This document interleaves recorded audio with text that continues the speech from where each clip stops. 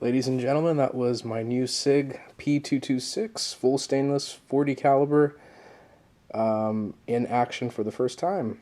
I just got back from the range. I put about 120 rounds of 165 grain FMJ ammo through this gun, and it performed very well. I was quite impressed with it. Accuracy was quite good out of the box, even given my limited skill set. The recoil was very manageable, especially for a 40.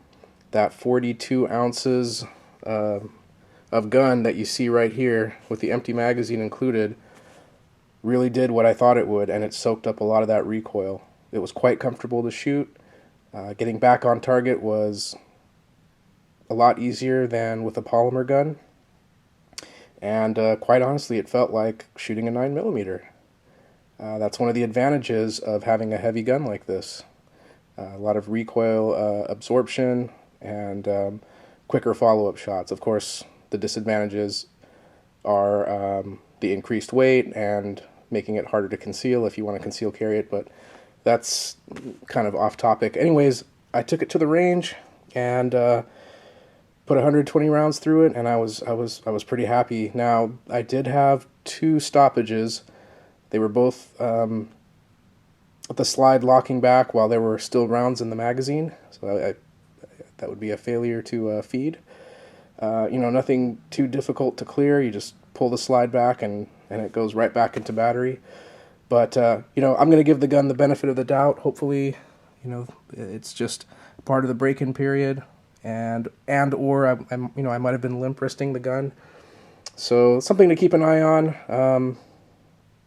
Not thrilled about it for the price that I paid for this gun, but it's a machine. Nothing's perfect, and hopefully it's got a break-in. Here, let me just show you one of the targets from today. I have footage of me shooting, but those videos don't really tend to get a lot of views. I don't think you guys really enjoy them. I guess they're kind of boring. So I have the footage. If you want me to post it, I will. But let me just kind of go over what I have here for you. All right, first of all, this was at 7 yards with my Glock 22. I did take out the stainless steel guide rod that I have in there, and I put back the original factory polymer guide rod to make it, an even comparison. I wanted to keep it as factory stock as possible. And here's how I did. I had a nice grouping there. Everything was a little bit to the left. I don't really think I was flinching. I was aiming here, and all of my shots seemed to go to the left. But overall, I did okay with it.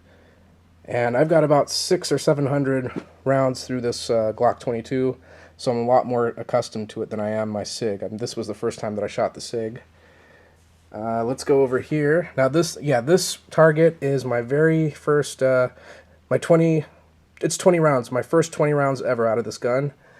Again, the 165 grain American Eagle from Federal at a distance of about 7 yards, like a realistic self-defense distance. And even though it was my first time shooting it, as you can see, compared to the Glock, the groupings are tighter and closer to the point of aim. Of course, I was aiming right there for the bullseye. I love these archery targets, by the way. If you guys want to know where I got them, just send me a message or a comment, and I'll let you know. They're just, I really like them for shooting now. I bought about 30 of them, but I digress. Anyways, I had quite a nice group right there, even though it was a little bit to the left. Couple of flyers at the top and the bottom. A little bit of a grouping right there, but that was my first 20 rounds, and then moving down to this target over here, again at 7 yards. Not quite as nice as that one, but I had two right in the center X ring, a bunch of them in the 10 ring, and a few down here. Again, overall just a little bit tighter grouping than the Glock, and that's what I was hoping for, for a little bit more inherent accuracy. Again, I am not a great handgun shooter by any means. I can shoot well enough to call it, I guess you could call it I'm combat accurate. I can't put like 10 bullets in the same hole. I wish I could. I tend to shoot kind of fast, you know, to simulate a self-defense situation. But when I slow down and take my time, of course my accuracy improves. So there you have an initial look at the SIG from a distance of 7 yards compared to the Glock. And like I said, my first impressions are really good. I did go ahead, I already have it here. I don't have the ammo for it yet, but I do already have my 357 SIG barrel for this SIG Sauer. And that's what I'm really looking forward to. I've never shot 357 SIG. It's a fast, flat shooting cartridge, so I'm hoping that my accuracy improves even more. So that'll probably be my next range video for this gun. But overall, it was expensive.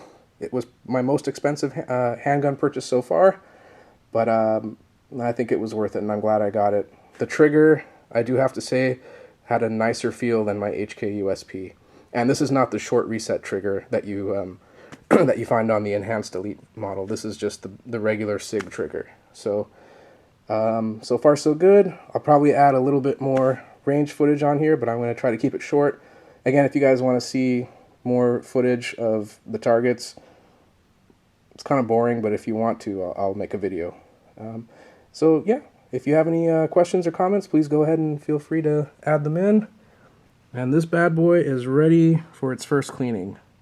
It's just too nice a gun to leave dirty like this, even though I only shot 120 rounds.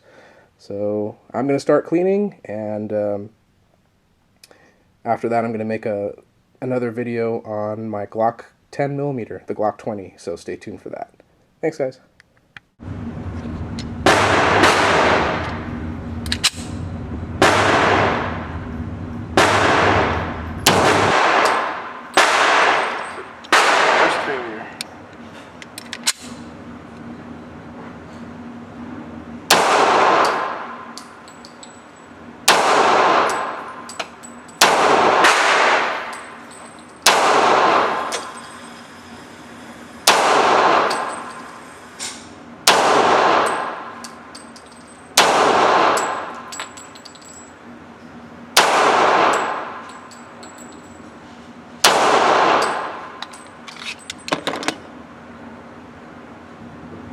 Not bad. Okay, that's the Glock 22 at 7 yards. Here's my first try with the SIG. A little bit better grouping there. That's 7 yards. And then here's that last one. So far so good, it feels great. I did have one stoppage though, one failure to feed. Let's keep going and see what happens. I'm gonna go to 10 yards now.